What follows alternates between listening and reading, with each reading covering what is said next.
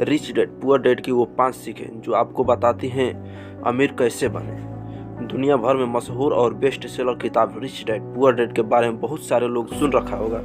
इसके किताब के बारे में आमतौर पर कहा जाता है कि अगर आप अमीर बनना चाहते हैं तो सबसे पहले किताब को पढ़ना चाहिए। इस किताब की लोकप्रियता का अंदाज़ा आप इस बात से लगा सकते हैं कि 1947 में लिखी गई ये किताब आज भी धुआंधार बिकती है।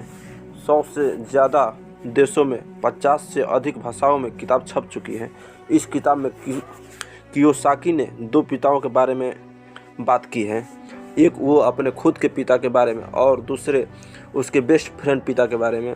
कियोसाकी बताते हैं उनके पिता पीएचडी थे जो कि इस किताब में पुअर डैड थे। दूसरे उनके बेस्ट फ्रेंड पिताजी बिजनेसमैन हैं जो कि इस किताब में रिच डैड हैं। इस कहानी के जरिए कियोसाकी अमीर बनने की सोच को आगे बढ़ाते हैं। आइए जानते हैं इस किताब की 5 सीख बातें जिसमें लाखों लोगों की ज़िंदगी बदल डाली। रूल नंबर 1, चुनौतियों से दूर नहीं भागना चाहिए।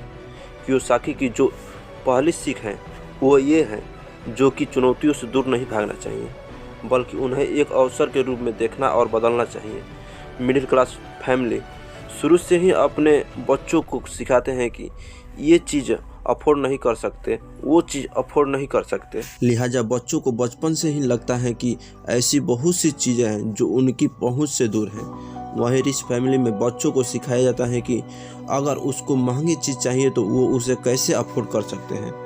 अगर आप खुद ही किसी चीज़ को बोलते हैं कि हम अफोर्ड नहीं कर सकते हैं तो आप उसकी संभावना ख़त्म कर देते हैं और उसके बारे में सोचना भी छोड़ देते हैं। वहीं जब आप ऐसा सोचते हैं कि मैं इसे कैसे अफोर्ड करूं, तो आपका दिमाग भी खुद को फोर्स करने लगता है, नए नए रास्ते खोजने लगता है। लिहाजा आप खुद के लिए वेल्थ भी क्रिएट कर पाते हैं। रूल नंबर 2, कमाने से ज़्यादा नेटवर्क कितना है ये ज़रूरी है। कियोसाकी बताते हैं उनके पिता भले ही पीएचडी थे लेकिन मंथ के एंड में उसके पास ज़्यादा पैसे नहीं बचते थे। वहीं उनके दोस्त के पिता यानी कि रिच डैड 10 तक ही पढ़े थे लेकिन उनका सारा फोकस एसेट्स बनाने और एक्वायर करने पर होता है। उसकी वो सारी जानकारी रखते थे। जैसे मान लीजिए आप 1 लाख रुपये कमा रहे हैं और 5,000 रुपया बचा रहे हैं, वहीं दूसरा 50,000 रुपये कमाता है लेकिन उसमें से 20 से 30,000 रुपये बचाता है और एसेट बनाता है। तो लॉन्ग टर्म में 50,000 रुपये कमाने वाले के पास वेल्थ ज़्यादा होगा। मतलब कमाने इतना ही ज़रूरी है बचत और उस बचत से वेल्थ क्रिएट करना। रूल नंबर 3, रिस्क लेना ज़रूरी है। मिडिल क्लास फैमिली में बच्चों को रिस्क लेने से हमेशा हतोत्साहित किया जाता है। अगर आप बात पैसे की है तब तो बोला जाता है कि बिल्कुल रिस्क न लें। कियोसाकी कहते हैं अगर आपको अमीर बनना है तो रिस्क लेना सीख लेना चाहिए। अगर आप वेल्थ क्रिएट करना चाहते हैं तो कैलकुलेटेड रिस्क लेना चाहिए। धीरे धीरे आप रिस्क मैनेजमेंट सीख जाते हैं।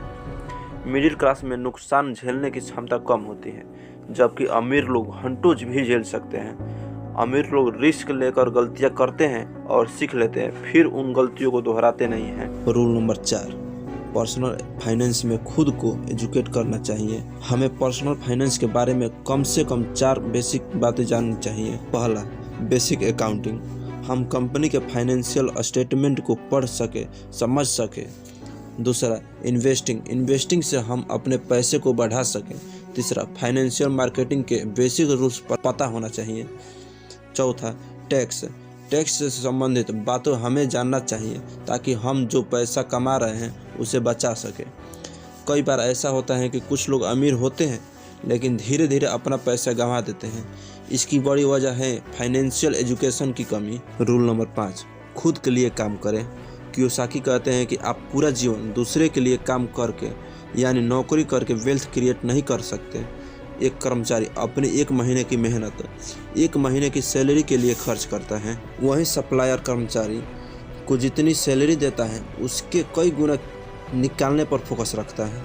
लिहाजा नौकरी में आदमी जो कमाता है वो उसकी असल वैल्यू से हमेशा कम होता है। जब आप अपना खुद को बिजनेस करते हैं या खुद के लिए काम करते हैं तो आप एक आय में दूसरे किसी का हिस्सा नहीं होता है।